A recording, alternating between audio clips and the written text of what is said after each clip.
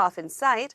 He said in a statement that Meta AI is on track to be the most used AI assistant in the world by the end of the year. All right, let's turn now to Boeing. The plane maker has appointed a new chief executive to succeed Dave Calhoun, who is stepping down. Kelly Ortberg, the former head of aerospace supplier Rockwell Collins, will take over next month as Boeing struggles to overcome a series of challenges relating to its safety record and supply chains. Well, the announcement came as Boeing reported deepening losses in the second quarter of the year, making a net loss of $1.4 billion. For more, let's turn to aviation analyst Mark Martin joining us this morning. Thank you very much, Mark, for your time here on Business Today. Well, starting with that announcement of the new chief executive, what do you make of the pick, Kelly Ortberg taking over? Morning. Thanks so much for having me. Kelly Ortberg comes over from Rockwell Collins, so his perspective, being a hardcore engineering guy, helps a lot. And I think what's really important here is that Rockwell Collins was in a similar situation to what Boeing was, to what Boeing is at the moment about 20 years ago. And Rockwell has turned around itself pretty well and come up with a whole new range of nav, avionic products, and aerospace competence. So, we've got a guy here who's ticked the boxes with a lot of the madness that is at the moment in Boeing, but that was at Rockwell 20 years ago. He's done a pretty good job at Rockwell. He improved market share and took a major chunk of the aerospace passenger market, which is very, very radical back 3-4 years ago. So I think it's a good step for Boeing.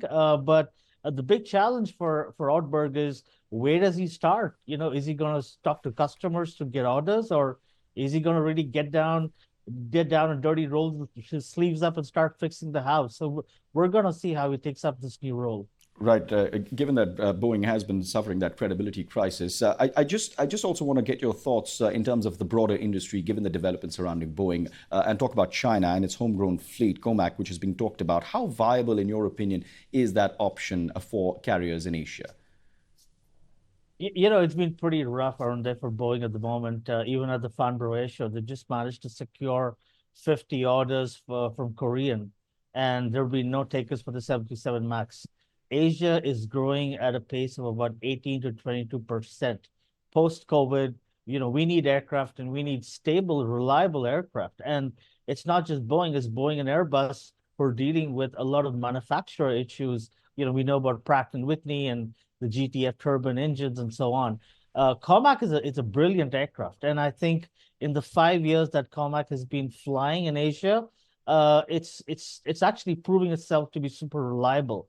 And increasingly, I know Garuda and a couple of other airlines are looking at inducting a few COMACs to see how it functions, and more of live real trials of that aircraft type. So it's promising, but we're also in this insane backdrop of U.S. sanctions on Chinese-made passenger aircraft. Now, that's something which is a bit of a catch-22. How does the COMAC has 80% of American competence, including GE, Pratt & Whitney, right. Rockwell Collins. So how do you embargo your own products?